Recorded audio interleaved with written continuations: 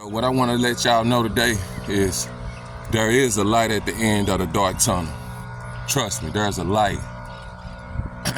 And what I mean by the light is the things opening up to you that you envision in your mind, everything in detail, down to the teeth. And sometimes, more times, it's even more than what you expected and what you desired, because you stood so diligent and steadfast in what your mission is, and you didn't deter. That's the thing about it. You can't cheat the grind. You cannot detour.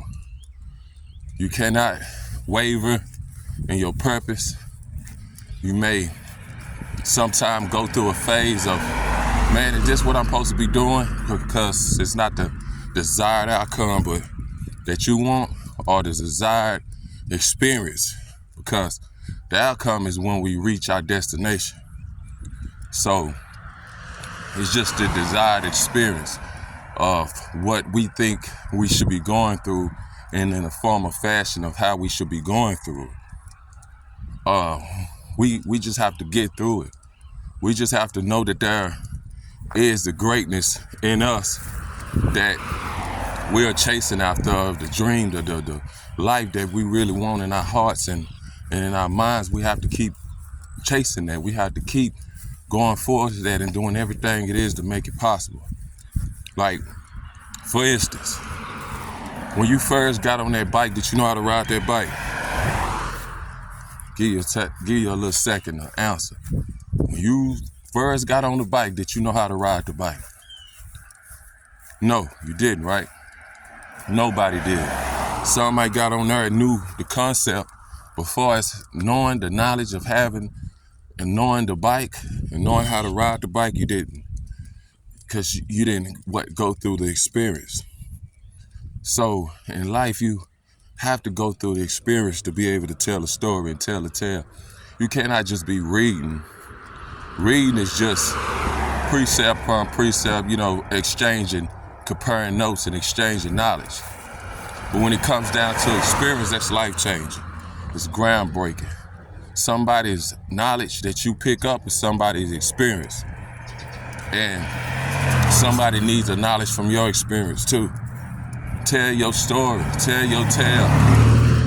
Be transparent, and don't be scared to be vulnerable. This life is unjudgmental. This life is beautiful from the good and what we call the bad, but it's all to make us better. You know what I mean? It's make us great. And if we just unlearn and unteach ourselves about these classisms and trying to be up on one person, or upper class, lower class, middle class, and just know that you are a human being going through a spiritual experience, you know what I mean? That greatness awaits you. You're not here by default. You're not here by mistake. You wasn't here coincidentally. None of that. Your life was planned out. Your birth was planned out. Everything was planned out to be exactly how it is right now. So stop wavering in your purpose, because there is a light at the end of the dark tunnel, but you have to get through that dark tunnel first. You cannot see the light until you get through it to be able to see the light.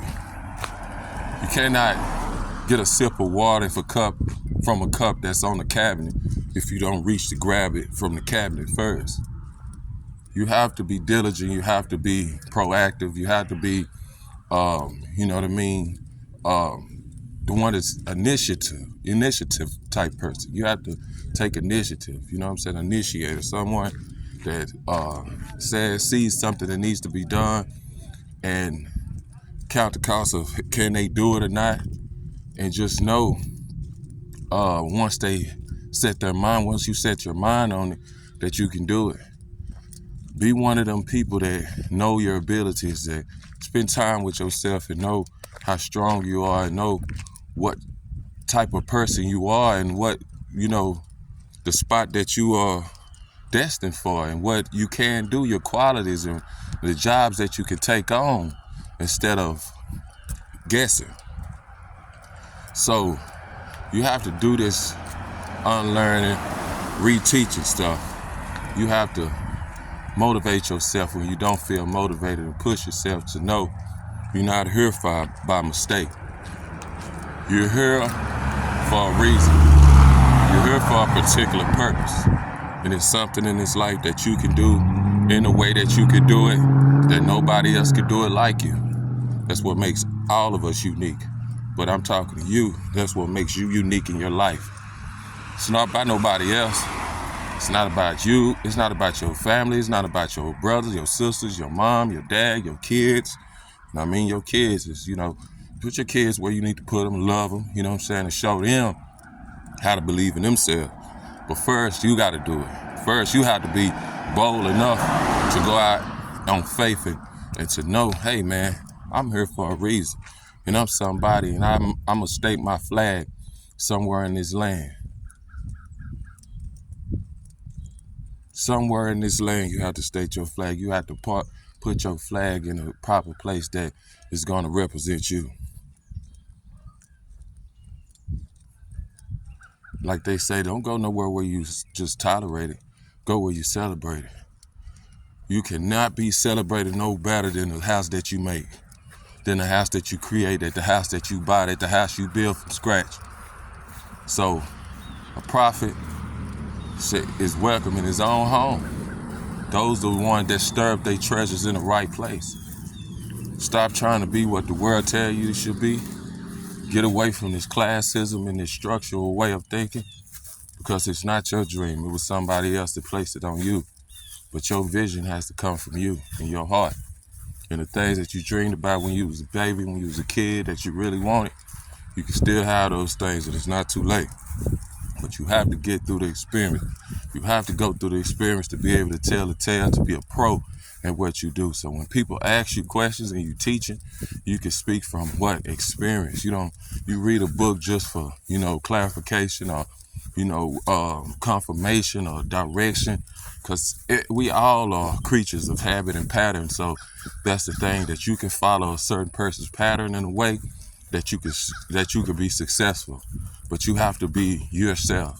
If not, you're gonna be in the background of them. Like Kobe would not be Kobe if it wasn't for Michael Jordan. So you cannot be a Kobe. You have to be yourself. He was great, but it was always be compared to Jordan, because he looked up to Jordan so much that he forgot himself. But you cannot forget yourself. You have to, put trust and believe in who you are and your abilities and your strengths. Don't compare them to everybody else. Don't compare them to other people. Don't be in competition. Be in self-alignment, to always pushing to be the best version of yourself.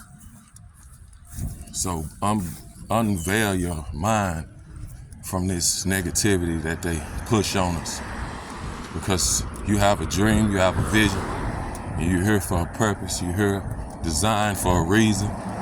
It wasn't because your mom and your dad liked each other so much that they made you, that was your purpose. That's where it ended. No, where it ends is when we be able to put all our works on the table, and to be able to get accredited for our works, to read through our own memory book of experiences, of things that we took serious and put first and pushed forward, storing up our jewels in the right place, instead of being in somebody else's shadow. So believe that your vision is your vision, and there is a light at the end of the dark tunnel. You just have to get there.